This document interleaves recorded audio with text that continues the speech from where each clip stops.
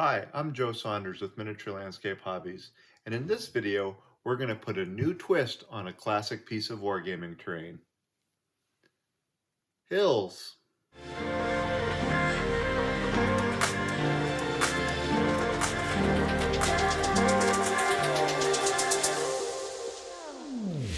On the game board, hills block lines of sight, increase elevation so you can see over linear terrain, and can be found on virtually any terrain spread. Hills are the basic and first essential piece of terrain that pretty well everybody gets, but as a result, they don't really get a lot of attention, and they're usually pretty boring to look at. Most wargame hills that I've seen are blocky, squared off, flat at the top, or just basically green lumps. This, of course, gets the job done when it comes to playing a strategy game on the table, but if you want your terrain to be beautiful, well, they just generally don't look very good. So with this video, we're going to cover a method that I've designed for creating wargame hills that are visually appealing, but still work well on the table. I've been doing this design for a number of years, and it's probably my best seller online. If you want to see what I have in my selection, you can go to my Etsy store through the video link description below. I've got a 20% off sale on right now until July 1st, 2021, so you might want to check it out if you just want to buy some hills. But if you want to learn to build them for yourself, no problem. Just continue on and watch this video. So, let's get to it. The first thing I do is get out a couple sheets of pink styrofoam. This is the half-inch thick stuff that's used for insulation, and I feel it's probably best for the application. I decide how tall I want the hilt to be, and then I hot glue a couple layers of insulation foam together. Obviously, the more layers I glue one on top of the other, the higher the hill will be. When this is done, I then draw out a rough plan for the shape of the hill, and then I go ahead and cut it out. There's two ways you can cut it out. The first way is with a hot wire foam cutter, which I'm doing here, and the second way is with a knife. The knife might give you rougher edges, but since you're going to lay grit over the whole thing and it's going to be sanded and filed, it doesn't really matter that much. At this point, your model really won't have much in common with a hill, and you need to round off the top. So getting out either a file or sandpaper, go ahead and round off the sides and the top and smooth things out. Now, at this point, you have a couple considerations. First, there's a lot of styrofoam dust, so make sure you wear a dust mask or some sort of protection. Second, some models for some systems have a higher center of gravity and won't sit very well on a curved surface, so you may need to compromise the amount of curvature on the top of the hill with being able to place your models there.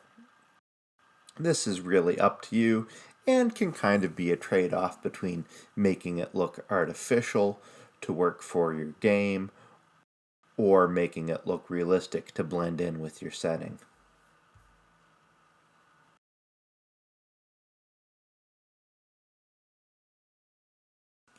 It's now time to build a base for the hill, and I do this by putting the hill that I've built so far on a piece of cardboard and trace out a rough shape, leaving a border around the outside, which I then cut out. Then I go and cut yet another sheet of cardboard into a similar shape and make sure that the grain on the two layers runs at a right angle. When the corrugation runs in two different directions, it lends a lot more strength to the base. Now you can glue both layers together and go ahead and glue the hill onto the top of that. You can take some cut-offs of some foam and glue them around the edges of the base to spread out the gradient if you want. At this point, if you want your hill to look rocky, you can use a knife and cut some crevices and crags into the hill. Now you can take all your styrofoam cutoffs and begin gluing them in various spots on and around the hill.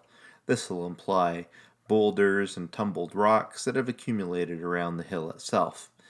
This is your primary way to add real interest so that the hill's got a unique shape and isn't just a green mound in the end. With this done, I then take out my masking tape and seal off around the edges of the base. This helps hide the gradient between the two layers of cardboard and can cover up some of the flaws on the hill itself. I'm now ready to add the grit, and as always I use the rubbing alcohol method. I take out some white glue or Mod Podge, add a little black acrylic paint to it just to help establish a foundation, and go and paint it over the entire piece of terrain. While this is still wet, I then grab some sand and kitty litter mixed together and I sprinkle it over the whole base. Taking a spray bottle full of rubbing alcohol, I give the whole base a light spritzing to help break the surface tension of the glue, and then I go and apply some heavily watered down Mod Podge over top. When this is done, I put it all aside to dry. It's now the next day, and all the grit and glue is dried, so I take the model outside and spray it down with some black spray paint. Because I've used a combination of Mod Podge and sand to cover up all of the previous work with the styrofoam, the propellant in the spray paint shouldn't dissolve the foam. After a couple of hours, the spray paint is dry, so I take the model inside and begin dry brushing it with earth tones. I start dark with a dark brown and move my way up through tans to a lighter shade. I also focus on the rocks by dry brushing them a dark gray, then a light gray, and finally a white.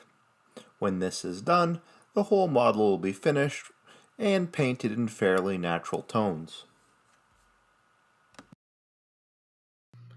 At this point, the structure of your hill is complete, and where you go from here is entirely up to you and how your spread is set up and what model building tools and supplies you have. I would suggest, of course, at the minimum, that you put down some patches of static grass, but that's really up to you. Here and there I've added store-bought model trees, built a few trees myself from bamboo skewers with lichens on the top. I also put lichens and patches down on the base, and even created some custom story elements such as this wing from a crashed B-17 bomber. All this goes together to give your model a sense of time and place, and keeps it looking really interested on your battlefield or spread. Just remember to use your imagination and build whatever suits you. And in the end, you'll be satisfied to have some great wargaming terrain to play over that's better than a green lump. That's it for this episode. I hope you enjoyed watching it as much as I enjoyed making it. Miniature Landscape Hobbies is supported entirely by its viewers. Please consider supporting me by checking out my Patreon page or head over to my Etsy store where you can purchase many of the projects I feature in my videos. The link is in the description. Please stay tuned for new content twice weekly on Tuesdays and Thursdays. Miniature Landscape Hobbies is your source for model building, miniature painting, and diorama content.